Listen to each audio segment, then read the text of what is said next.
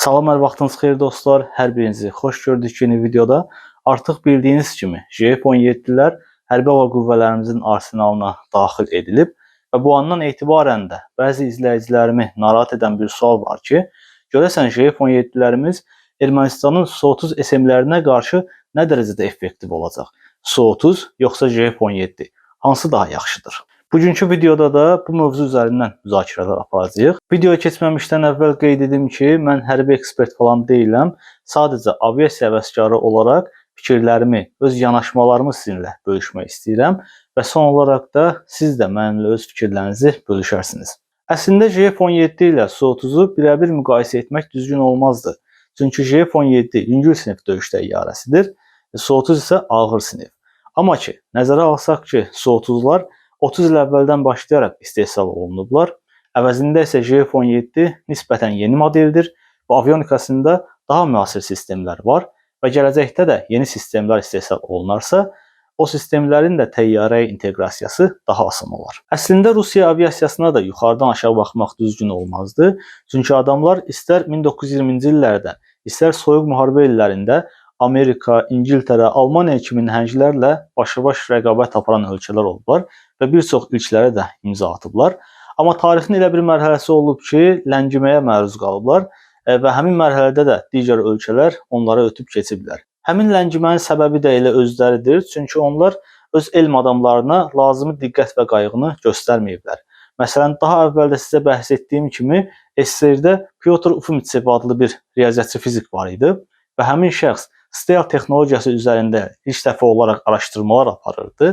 Amma son olaraq o araşdırmalarını SSR hökumətinə təqdim etdiyi zaman onun araşdırmalarına ciddi yanaşmamışdılar və daha sonra həmin şəxs Amerikadan dəvət alaraq ora köçmüşdü və araşdırmalarını Amerikan hökumətinə təqdim etmişdi. Amerikada həmin araşdırmalardan faydalanaraq F-117 Nighthawk stealth bombardmançısını istehsal etmişdi. SSR-nin həmçinin AESA texnologiyası üzərində ilk araşdırmalar aparan ölkə olduğu da bildirilir. Bu səbəbdən də, bu ləngimələr səbəbindən də Rusiya bugünkü günü həm AESA texnologiyası istehsalında, həm də 5-ci nəsil döyüş təyyarəsi istehsalında müəyyən çətinliklər yaşayır. JF-17 ilə Su-30'u müqayisə etməmişdən əvvəl, gəlin onların ölçülərinə və taktiki texniki göstəricilərinə nəzər salaq. Bir nəfərlik ekibaja sahib JF-17 qırıcısının uzunluğu 14,3 metr, qanad uzunluğu 9,4 metr və hündürlüyü isə 4,5 metr təşkil edir. Boş halda çəkisi 800 ton, maksimum qalxma ağırlığı isə 13 ton yarım təşkil edir. Əvəzində isə 2 nəfərlik ekibaja sahib Su-30 SM qırıcısının uzunluğu 23,9 metr, qanad uzunluğu 14,7 metr və hündürlüyü isə 6,3 metr təşkil edir. Boş halda çəkisi 18 ton, maksimum qalxma ağırlığı isə 34 ton yarım təşkil edir. Bu qırıcı 2 ədəd Saturn AL-31FB turbofan mühərriyindən istifadə edir ki, bu sayədə də sürəti saatda 2120 km/saat təşkil edir. JF-17-nin Blok 1 və Blok 2 modelləri isə Klimov RD-93 mühərrikləri ilə təchiz edilmişdir. Amma Blok 3 modellərində WC-13 mühərriyinin quraşdırıldığı bildirilir. Və bu mühərriyin də Klimov RD-93 mühərriyinin tərsinə mühəndislik versiyası olduğu deyilir. Və bu mühərrik sayəsində də JF-17-nin sürəti saatda 1910 km-ə çatır. JF-17-nin ana silahı 23 mm-lik Qeyşi-23 aviatopudur. Əlavə olaraq 8 askı nöqtəsində 4 tona qədər döyüş yükü daşıya bilir. Əvəzində isə Su-30 SM-in ana silahı 30 mm-lik Qeyşi-30 aviatopudur və 12 askı nöqtəsində 8 tona qədər döyüş yükü daşıya bilir. Və Su-30 SM-in daha yaxşı manevr qabiliyyətinə sahib olduğu bildirilir. Amma günümüzdə boy, ölçü, manevr qabiliyyəti o qədər də əhəmiyyətli rol oynamır. Çünki müasir qırıcılar çalışırlar ki, rəqiblərinin hava sahəsinə girmədən, radar mənzilinə girmədən, bir sözlə yaxın hava döyüşünə girmədən onları ovlaya bilsinlər. Bunun üçün də iki əsas şərt var: radar sistemi və uzun mənzilli raketlər. Radar müqayisəsinə girməmişdən əvvəl istəyirəm bir məlumatı nəzərinizə çatdırım. Döyüş təyyarələri də daxil olmaqla hər bir obyektin bir RCS dəyəri vardır. RCS-in açılışı radar cross section, yəni radara görünmə sahəsi və ya radar kəsiyi deməkdir. Təyyarə nə qədər böyük olarsa, radar kəsiyi bir o qədər çox, nə qədər kiçik olarsa, bu göstərici bir o qədər aşağı olar və radar kəsiyi kvadrat metrlə ölçülür. Radar kəsiyi sadə dildə o deməkdir ki, obyekt ona istiqamətlənən radar dalğalarını hansı dərəcədə geri qaytarır. Təyyarənin ölçüsü ilə yanaşı, onun aerodinamik quruluşu, rəngi, hava girişləri, mühərrikləri də radar kəsiyinə təsir edən amillərdəndir. Bu səbəbdən də stealth döyüş təyyarələrinin gövdəsi radar dalğalarını daha az əks etdirən kompozit materiallarla dizayn edilmişdir.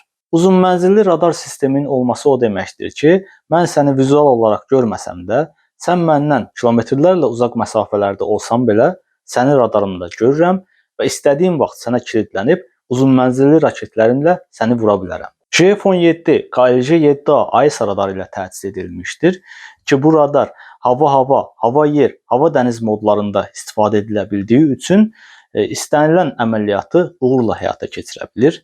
Eyni zamanda ənənəvi radarlarla müqayisədə hədəfin daha tez müəyyən edilib izlənməsini təmin edir. AESA radarı olduğu üçün də siqnal qarşıdıcı sistemlər tərəfindən qarşıdırılması qeyri-mümkün olacaq qədər çətindir. Çünki AESA radarları müxtəlif siqnal bandları üzərindən işləyir. PESA radarı kimi ənənəvi radarlar isə bir siqnal bandı üzərindən işlədiyi üçün onların qarşıdırılması çox asandır. Klassik radarlar yer hədəfləri üçün yeri, hava hədəfləri üçün havanı skan etməyə məcburdursa, AESA radarının belə bir problemi yoxdur. Çünki AESA radarı həm yer hədəflərini, həm də hava hədəflərini eyni zamanda müəyyən edib izləyə bilir. Və bu tip radarlar rəqibin radar məsafəsinə girmədən uzaq məsafələrdən onu məhv etməyə imkan verir. Bildiyiniz kimi bu özəllik müasir hava döyüşləri üçün çox əhəmiyyətlidir. Həmçinin KLJ-7A radarı ənənəvi radarlarla müqayisədə gizli və radar izi aşağı olan hədəfləri müəyyən etmək üçün daha əlverişlidir. KLJ-7A radarının mənzili 3 kvadrat metr radar kəsiyi olan hədəflər üçün 170 km, 5 kvadrat metr radar kəsiyi olan hədəflər üçün isə 200 km təşkil edir. Nəzərə alsaq ki, Su-30 SM-in radar kəsiyi 5 ilə 20 kvadrat metr arası dəyişir, onların müəyyən edilib vurulması daha asan olacaq. JF-17-nin özünün radar kəsiyi isə 1 ilə 3 kvadrat metr arası olduğu bildirilir. Su-30 SM isə N01 M-Bars PESA radarı ilə təchiz edilmişdir və bu radar dünyanın ən yaxşı radarlarından biri hesab edilir və tam olaraq da PESA radarı deyil, PESA ilə AESA radarı arasında bir keçid formasıdır. Çünki AESA radarının bəzi özəlliklərini də özündə daşıyır və havadan erkən xəbərdarlıq sistemi kimi istifadə edilərsə mənzili 400 km, hədəfin izlənməsi lazım gələrsə 200 km təşkil edir. Radar ilə yanaşı uzunmənzilli raketlərin istifadəsi də mütləqdir. JF-17-nin silahlanmasında PL-15 və PL-15Y kimi uzunmənzilli raketlər var. PL-15-in 200 km mənzili var. PL-15Y isə ixrac variantı olub 145 km mənzilə sahibdir. Və əgər biz JF-17 ilə yanaşı PL-15Y raketlərini də alacaqsa, bu çox super olar.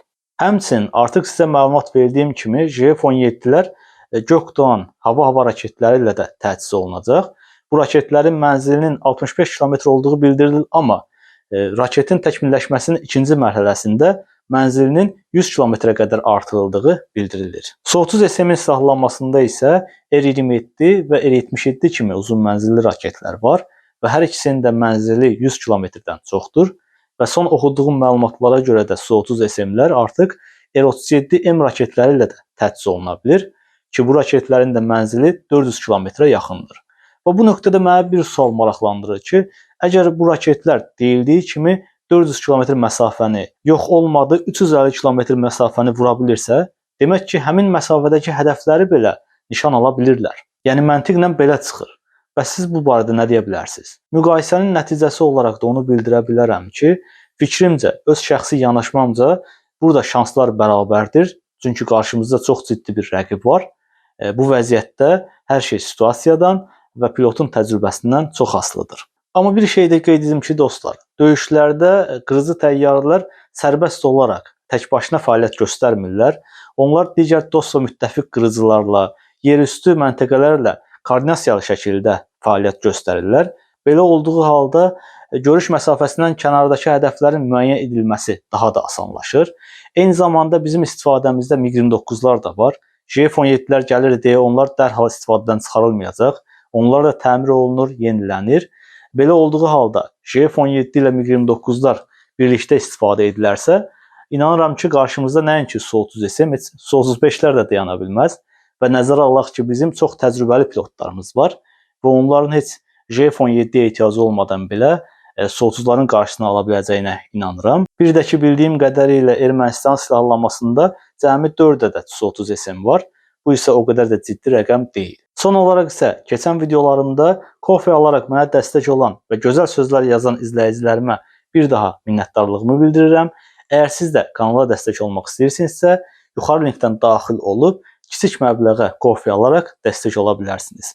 Siz də fikirlərinizi rəylərdə mənimlə bölüşməyi unutmayın.